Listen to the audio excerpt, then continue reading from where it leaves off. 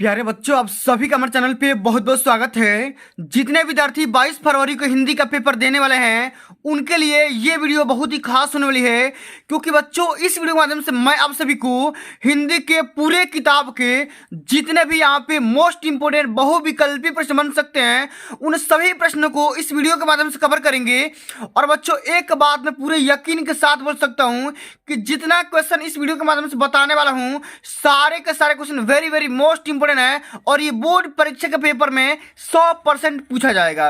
और ये वीडियो देखने के बाद आप सभी का 20 में 20 नंबर पूरा पक्का हो जाएगा भैया, एक भी नंबर ना कटेगा। सारे बहुविकल्पी प्रश्नों को आप घोल करके पी जाओ, पूरा गारंटी बोल सकता हूं कि अब की बार 95% पाने से कोई माई का लाल रोक नहीं सकता है।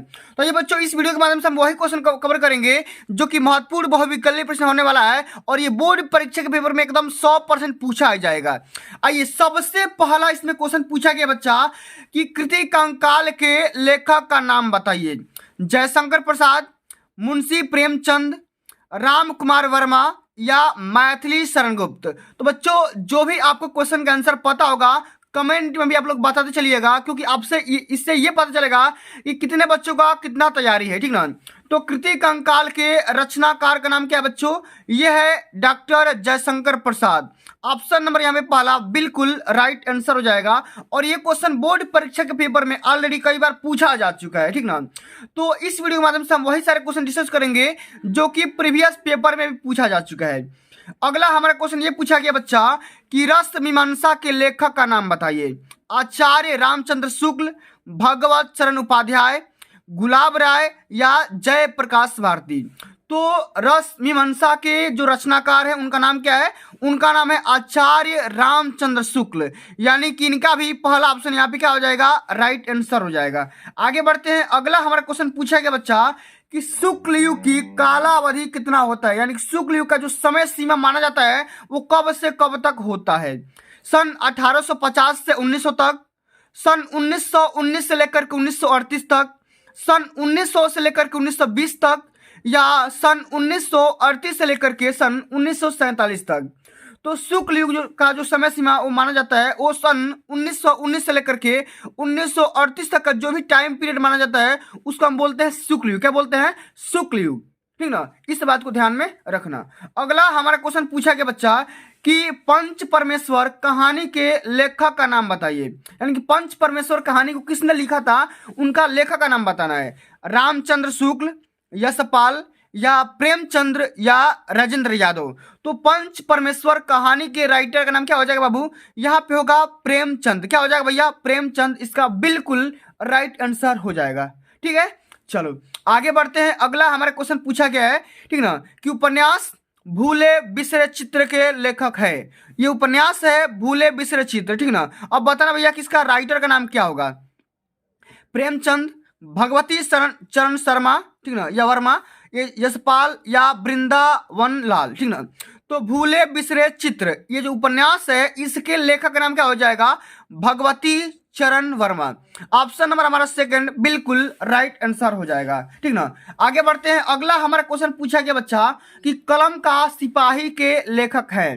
कलम के सिपाही के रचनाकार का नाम बताना है। अमृत राय, मुंशी इंसा अल्लाह खां, गुलाब राय या बैद्यनाथ मिश्र।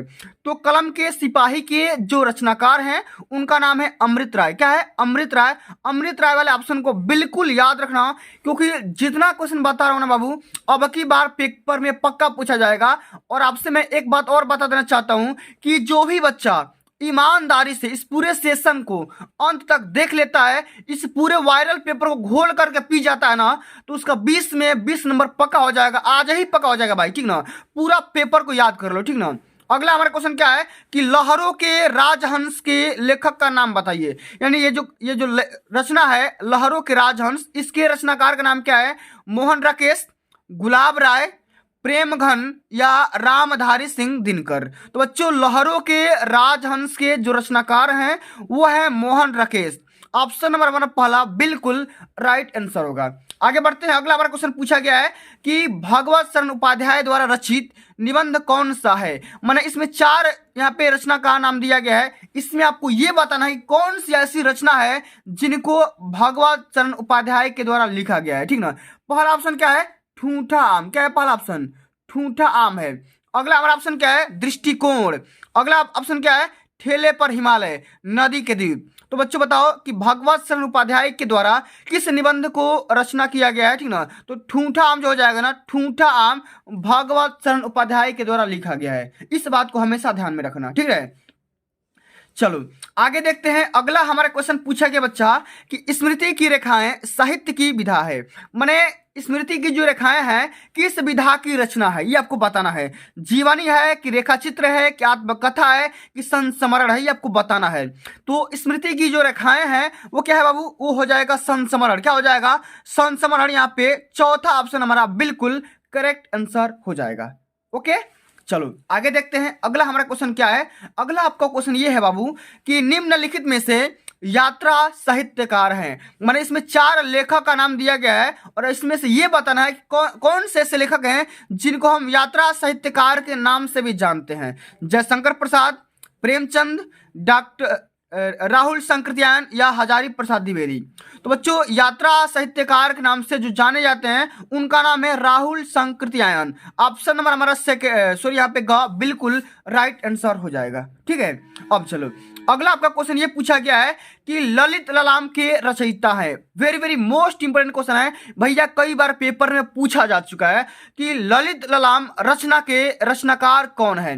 पद्माकर, भूषण, मतीराम या बिहारी लाल सतसई, ठीक ना? तो बताना भैया कि ललित ललाम के रचनाकार कौन हो जाएंगे? तो इनका रचयिता हो जाएंगे मतीराम। क्या हो जाएंगे? मतीराम। इसका बिल्कुल यहाँ पे राइट आंसर हो जाएगा, ठीक ना। अगला आपका क्वेश्चन ये पूछा गया बच्चा, ध्यान से समझिएगा। जितना क्वेश्चन मैं आप सभी को यहाँ पे डिस्कस कर रहा हूं सारे के सारे question very very most important question है और पक्का पेपर में पूछा जाएगा, ये मेरी गारंटी है, ठीक ना। क्वेश्चन आपका यह है कि केशव दास किस काव्य धारा के कवि माने जाते हैं? रीतिबद्ध, रीतिसिद्ध या रिक्तिमुक्त या प्रयोगवादी। तो केशव दास किस काव्य धारा के कवि माने जाते हैं? तो इसका राइट आंसर होगा रीतिबद्ध। क्या हो जाएगा? रीतिबद्ध इसका बिल्कुल यहाँ पे राइट आंसर हो जाएगा। इस बात को ध्यान में आप लोग को रखना है।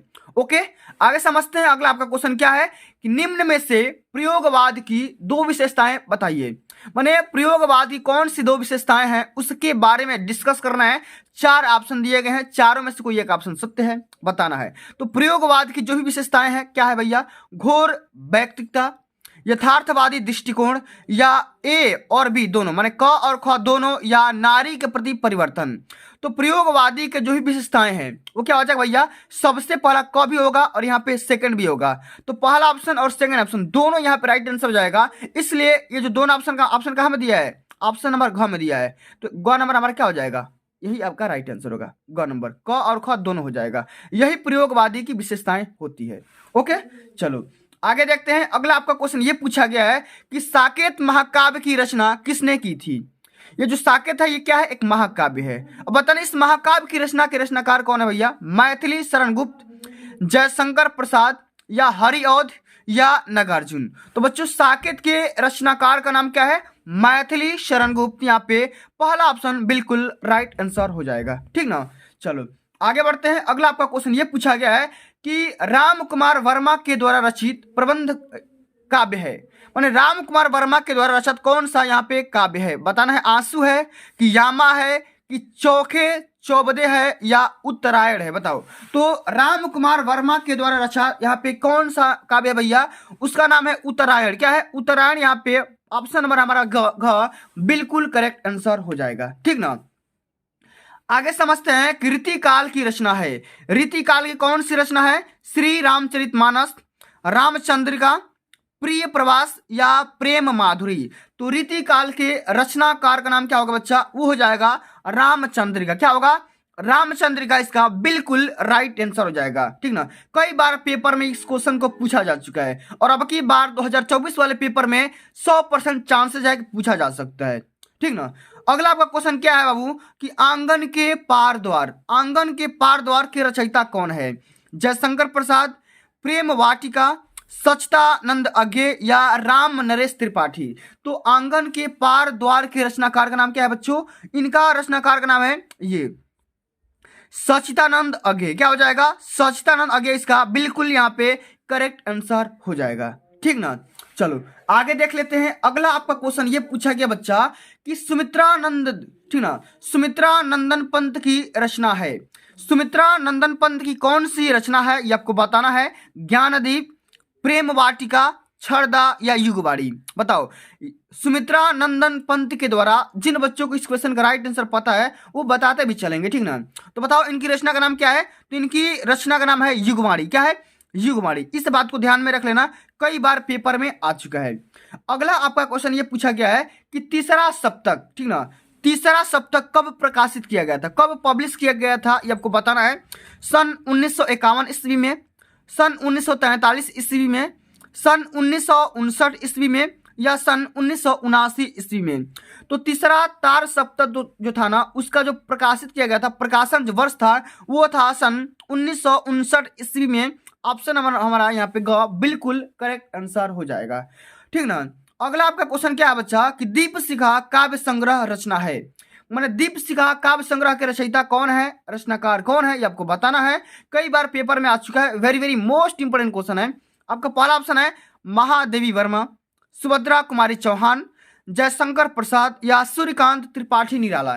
तो दीपशिखा काव्य संग्रह के रचनाकार का नाम होगा बच्चों यहाँ पे महादेवी वर्मा। क्या हो जाएगा? महादेवी वर्मा इसका बिल्कुल सटीक आंसर हो जाएगा, ठीक ना। अब आगे समझते हैं। अगला आपका क्वेश्चन ये पूछा गया है कि हंसी हंसी भाजे देख दुल्हा दिगंबर को। यहाँ पे देखो एक छोटा सा चौपाई लिखा गया है कि हंसी हंसी भाजे देख दुल्हा दिगंबर को, पाहुनी जे आवे हिमालय की उछाट में। देखो कितना बड़ा प्यारा से यहाँ पे एक छोटा सा चौपाई लिखा गया है और यहाँ पे पूछा गया है कि रस की पहचान करे। माने इस पंक्ति में किस रस का इस्तेमाल किया गया है, किस रस का यूज किया गया है ये आपको बताना है। श्रृंगार रस, हास्य रस, करुण रस या वीर रस। तो यहाँ पे देखो हंसी हंसी भाजे, देखो सबसे पहला जो शब्द है ना हंसने वाली बात कही गई है, ठीक ना। इसमें क्या हो जाएगा भैया? इसमें हो जाएगा हास्य रस। क्या होगा? हास्य रस हो जाएगा। सेकंड ऑप्शन आपका बिल्कुल करेक्ट आंसर हो जाएगा। इस वाले बात को ध्यान में रखना, पेपर में पक्का पूछा जाएगा भाई, ठीक ना। चलो आगे देख लेते हैं। अगला आपका क्वेश्चन क्या है कि हरिमुख मनहु मयंक, हरिमुख मनहु मयंक में कौन सा अलंकार है। इस पंक्ति में अलंकार का नाम बताना है बच्चों कि हरिमुख मनहु में कौन सा अलंकार है ये आपको बताना है। तो यहाँ पर देखो उत्प्रेक्षा अलंकार होगा कि उपमा अलंकार होगा कि रूपक अलंकार होगा कि अनुप्रास अलंकार होगा। तो देखो यहाँ पे हरिमुख मनहु जनहु, ठीक ना। तो मनहु जनहु जहां पर आएगा तो वहां पे क्या होगा भैया? वहां पे होगा उत्प्रेक्षा अलंकार। क्या हो जाएगा? उत्प्रेक्षा अलंकार हो जाएगा। इस बात को ध्यान में रख लेना, कई बार मैंने बता रखा है कि अलंकार कैसे पहचानना है, रस कैसे पहचानना है, छंद कैसे पहचानना है। बहुत ही डिटेल में मैंने आप सभी को पहले भी बता रखा है, ठीक है। अब चलिए आगे समझ लेते हैं कि वह कब लौटेगा, वह कब लौटेगा। अर्थ के आधार पर वाक्य का भेद बताइए। माने इसका जो सेंस निकलेगा, इस सेंस के आधार पर इसका प्रकार बताना है कि ये जो वाक्य है, ये जो वाक्य है कौन सा वाक्य है भाई, ठीक ना। प्रश्नवाचक है कि विस्मयादि बोधक है कि विस्मयवाचक है कि संदेहवाचक है कि संकेतवाचक है। अच्छा बताओ कि वह कब लौटेगा, इसमें क्या पूछा जा रहा है? इसमें तो एक प्रश्न भी तो पूछा जा रहा है भाई कि जो राम गया है, राम घर कब लौटेगा या बाजार कब लौटेगा, बाजार कब जाएगा। इसमें एक प्रश्न का जिक्र किया गया है, इसमें एक शब्द को जानना है, प्रश्न को जानना है कि उसका टाइमिंग क्या होगा लौटने का। तो इसमें क्या हो जाएगा भैया? ये वाक्य का कौन सा प्रकार होगा? ये होगा प्रश्नवाचक। क्या हो जाएगा? प्रश्नवाचक। भैया इसमें प्रश्न पूछा जा रहा है कि वह कब आएगा, कब लौटेगा, इसमें प्रश्न पूछा जा रहा है, इसलिए हमारा क्या होगा? प्रश्नवाचक यहाँ पे आपका वाक्य हो जाएगा, ठीक है। चलो आगे बढ़ जाते हैं। अगला आपका जो क्वेश्चन पूछा गया बाबू कि बीमारी के कारण उससे उठा नहीं जा सकता, बीमारी के कारण उसे उठा नहीं जा सकता। इसमें बताना है इसमें कर्तृवाच्य है कि भाववाच्य है कि कर्मवाच्य है कि इनमें से कोई नहीं है। इसमें वाच्य बताना है भाई कि बीमारी के कारण उसे उठा नहीं जा सकता। इसमें कौन सा वाच्य है? तो इसमें बच्चों होगा भाववाचक, क्योंकि भैया यहाँ पे भाव की भावना उत्पन्न हो रही है, ठीक ना। क्योंकि भैया बीमार है, ठीक ना, इसलिए वो क्या हो रहा है? वो उठ नहीं पा रहा है। तो यहाँ पे हमारा कौन सा वाच्य होगा? भाववाच्य हो जाएगा, ठीक ना। सेकंड वाले ऑप्शन को बिल्कुल याद रखना, कई बार पेपर में पूछा जा चुका है। आगे बढ़ते बच्चों, अगला जो हमारा क्वेश्चन है ना very very most important question है। बोर्ड परीक्षा के पेपर में एक तो भैया उपसर्ग से क्वेश्चन देखोगे और सेकंड क्वेश्चन देखोगे प्रत्यय से। तो उपसर्ग वाले और प्रत्यय वाले, ठीक ना, और समास वाले। तद्भव तत्सम वाले टॉपिक को तैयार कर लेना, प्रवासी को भी तैयार कर लेना, क्योंकि परीक्षा के पेपर में इस वाले टॉपिक से क्वेश्चन छूटेगा नहीं भाई, पक्का पूछा जाएगा। इसमें आपको ये बताना है कि अनुपसर्ग लगाकर सही शब्द बनेगा। माने अनु क्या करना भैया, उपसर्ग लगाना है और उपसर्ग लगा करके इससे एक नया शब्द बनाना है। क्या बनेगा, अनाचार बनेगा? कहीं बनेगा भाई, नहीं बनेगा। तो उपसर्ग क्या होता है, पहले शब्द में जुड़कर एक नया शब्द बनाता है, एक अच्छा शब्द बनाता है। क्या करता है, शब्दों के पहले जुड़ा होता है। तो अनु इसमें देखो कौन सा लगा हुआ है, अनाचार तो होगा नहीं, अभिमान तो होगा नहीं, अनैतिक होगा ही नहीं, अनुभाव हो जाएगा। क्या हो जाएगा, अनुभाव हो जाएगा, चाहे अनुमान हो जाएगा, चाहे अनुसार हो जाएगा। क्या हो जाएगा, अनुसार। इस प्रकार से हमारा अनु यहाँ पे देखो पहला शब्द यहाँ पे जुड़ा गया है इसके साथ, भाव के साथ। अब ये दोनों मिलकर के एक अलग सा शब्द बना लिए, इसको हम क्या बोलेंगे, उपसर्ग बोलेंगे। और हमारा उपसर्ग यहाँ पे क्या होगा, अनुपसर्ग हो जाएगा। ठीक है, आगे समझ में। चलो आगे देख लेते हैं। अगला जो हमारा क्वेश्चन पूछा गया है कि गंगा यमुना का समास विग्रह क्या होगा। गंगा और यमुना का समास विग्रह क्या होगा, गंगा और यमुना, गंगा प्लस यमुना, या गंगा यमुना, या गंगा प्लस यमुना प्लस गंगा। इसका समास विग्रह क्या होगा भैया, इसका समास विग्रह होगा कि गंगा और यमुना हो जाएगा। क्या हो जाएगा, गंगा और यमुना हो जाएगा। क्योंकि यहाँ पे देखो बच्चों, यहाँ पे दो नदियों को यहाँ पे कंपेयर किया गया है, और यहाँ पे एक प्रकार से विपरीत भी नदियां हो सकती है, ठीक ना। तो जब भी दो चीजों का आपस में कंपेयर किया जाए और आपस में अपोजिट हो, तो वहां पे क्या होता है, वहां पे द्वंद्व समास होता है। क्या होता है, द्वंद्व समास होता है। और द्वंद्व समास हम क्या बोलेंगे भैया, और से जोड़ेंगे, चाहे तथा से जोड़ेंगे, चाहे एवं से जोड़ेंगे, चाहे वह से जोड़ेंगे, ठीक ना। तो क्या हो जाएगा, गंगा और यमुना। क्या हो जाएगा, इसका समास विग्रह क्या होगा भैया, गंगा और यमुना हो जाएगा। और जब समास का नाम पूछता तो क्या होता है, यहाँ पे द्वंद्व समास हो जाता है, ठीक ना। चलो आगे बढ़ते हैं। अगला आपका क्वेश्चन ये पूछा गया है कि तालाब शब्द का तत्सम रूप क्या होगा। तालाब का तत्सम रूप, यानी तालाब का तत्सम का मतलब क्या होता है, शुद्ध रूप, ठीक ना। तत्सम रूप का क्या मतलब होता है, शुद्ध रूप। माने तालाब को किस प्रकार से शुद्ध लिखा जा सकता है, ये आपको बताना है। समुद्र होगा, बिल्कुल भी नहीं होगा। झील होगा, ये भी नहीं होगा। गड्ढा भी नहीं होगा। होगा क्या, तालाब को शुद्ध जो रूप होता है ना, तड़ाक बोलते हैं। क्या बोलते हैं, तड़ाक। ऑप्शन नंबर हमारा डी, अरे सॉरी यहाँ पे सी बिल्कुल करेक्ट आंसर हो जाएगा, ठीक ना। चलो आगे बढ़ जाते हैं।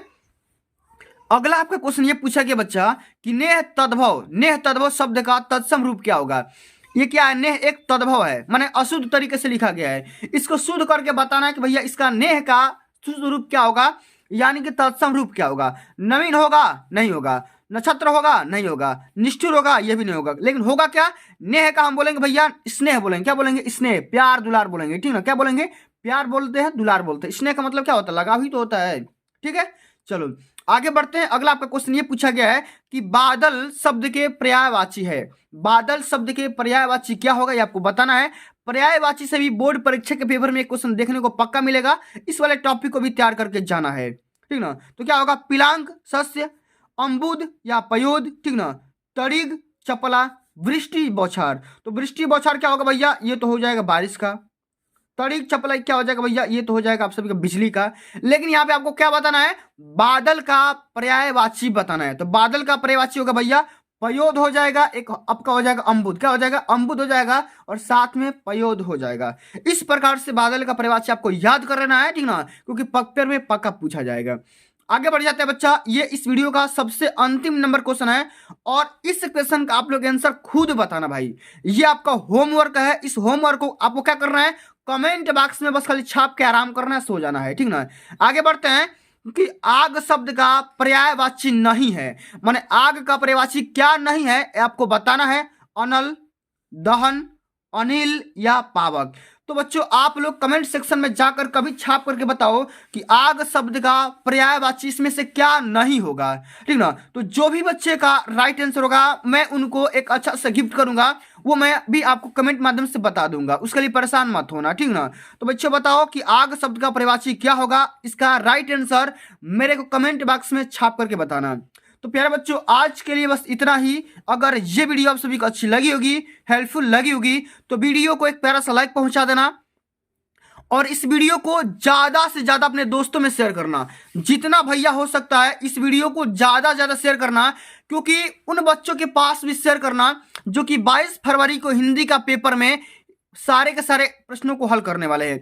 और ये वीडियो देखने के बाद उनका भी 20 में 20 नंबर पक्का हो सके भैया उनके पास भी शेयर कर दो, क्योंकि भैया अपने पास वीडियो मत रखो, अपने दोस्तों के पास भी शेयर कर दो ताकि वो भी एक अपना अच्छा नंबर स्कोर कर सकता है, ठीक ना। तो बच्चों जल्द ही मिलते हैं अगली वीडियो में, तब तक के लिए जय हिंद, जय भारत, वंदे मातरम।